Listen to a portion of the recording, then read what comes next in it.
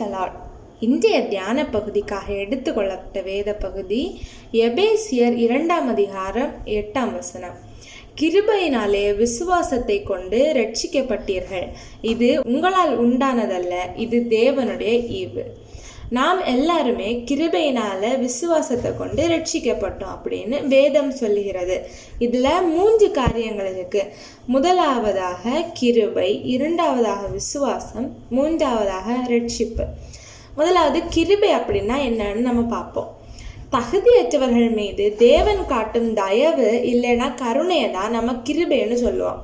2 கொரிந்தியர் 8ஆம் அதிகாரம் 9ஆம் வசனத்துல ஐஸ்வர்யவானா இருந்த நம்முடைய ஆண்டவராகிய இயேசு கிறிஸ்து நமக்காக தரித்திரனாக மாறினார். தேவன் நமக்கு கொடுத்திருக்கிற வாக்கு தத்தங்களை பெற்றுக்கொள்ளவும் நாம் அவருடைய பிள்ளைகளாக மாறவும் கிருபை நமக்கு ரொம்ப முக்கியம்.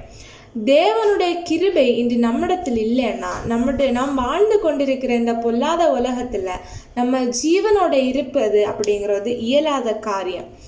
இதுதான் புலம்பல் 3ஆம் அதிகாரம் 22ஆம் வசனத்துல நாம் நிர்மூலமாகாதிருக்கிறது கர்த்தருடைய கிருபை அப்படின்னு சொல்லப்பட்டிருக்கிறது. யார் யார் இந்த கிருபையை பெற்றுக்கொள்ள முடியும்னு தெரியுமா? முதலாவது தாழ்மை உள்ளவர்கள், இரண்டாவது நீதிமானும் உத்தமனுமாய் இருக்கிறவர்கள்.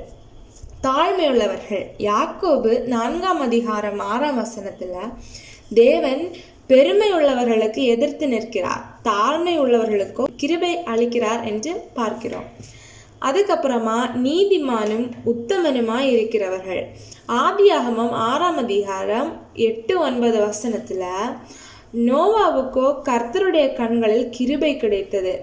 இதற்கு காரணம் என்னன்னா, தன் காலத்துல இருந்தவர்கள் அனைவரிலும் நீதிமானாகவும் உத்தமனாகவும் நோவா காணப்பட்டார்.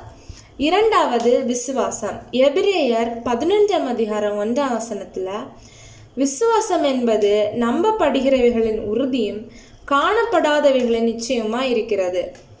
எபிரேயர் 12:1 விசுவாசத்தை துவக்குகிறவரும் முடிவிக்கிறவருமாயிருக்கிற இயேசுவை நோக்கி நாம் நியமிக்கப்பட்டிருக்கிற ஓட்டத்துல பொறுமையோட ஓடக்கடவோம். மூன்றாவது ரட்சிப்பு. ரோமர் 10ஆம் அதிகாரம் 9ஆம் வசனத்துல கர்த்தராகிய இயேசுவே, நீ உன் வாயினாலே அறிக்கையிட்டு தேவன் அவரை மரித்தோரிலிருந்து எழுப்பினார் என்று உன் இருதயத்திலே விசுவாசித்தால் ரட்சிக்கப்படுவாய் அப்படின்னு சொல்லப்பட்டிருக்கு. இயேசுதான் நம்மளுடைய சொந்த ரட்சகர் அப்படின்னு வாயினால அறிக்கை பண்ணி தேவன் தான் அவரை மரித்தோரிலிருந்து எழுப்பினார் அப்படின்னு இருதயத்துல விசுவாசம் உள்ளவர்களாயிருந்தால் நம்ம ரட்சிக்கப்பட்டோம்.